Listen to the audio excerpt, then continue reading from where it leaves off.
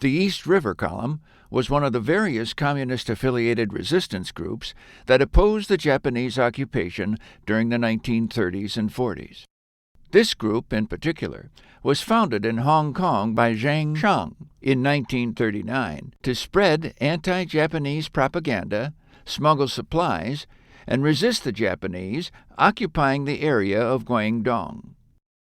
The East River Column was also known as the Guangdong People's Anti-Japanese Team, and was formally created after the merging of two smaller guerrilla teams, the Huiyang Guan People's Anti-Japanese Guerrillas and the Dongguan Model Able-Bodied Young Men Guerrilla Team. Following the Japanese invasion and subsequent Battle of Hong Kong in December of 1941, the East River Column played an important role in the lives of Hong Kongers. During the 3 years and 8 months of Japanese occupation, the treatment of locals, British POWs, and anyone else left in the territory was brutal. This prompted many locals, especially peasants and young people, to seek ways to fight back against the Japanese. Many of them had experienced the brutality of the Japanese firsthand, through the looting, torture, killing, rape, and starvation that followed the surrender. This is where the East River Column came in. With their guerrilla tactics and mission of resistance, the group attracted many people in Hong Kong. Throughout the occupation, members gathered information on Japanese plans, performed acts of sabotage, and initiated propaganda campaigns. They also assisted Chinese intellectuals, cultural and literary figures such as the writer Mao Dong, escape to free China. Working with the British Army Aid Group, resistance fighters would also guide downed Allied pilots and British POWs through the mountains to safety in unoccupied territory.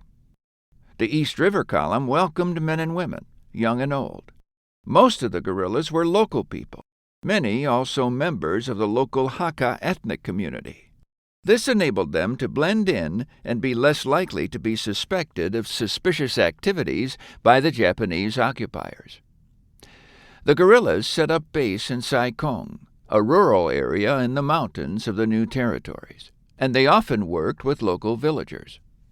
However, there were some Chinese who chose to collaborate with the Japanese occupiers, as well as bandits who took advantage of the war situation to steal from villagers. Besides resisting the Japanese soldiers, the guerrillas would also find and take down such people.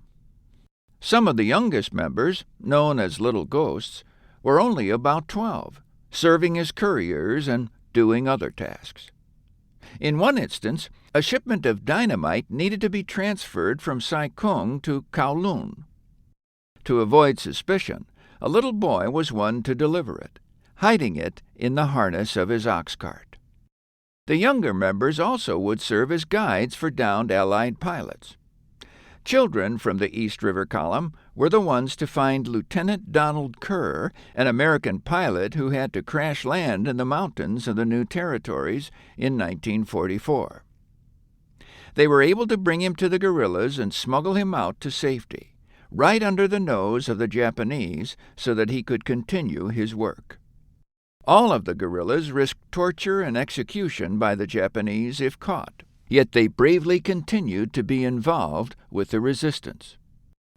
The East River Column played a crucial role working with both locals and British to hasten the downfall of the Japanese, who finally surrendered in 1945.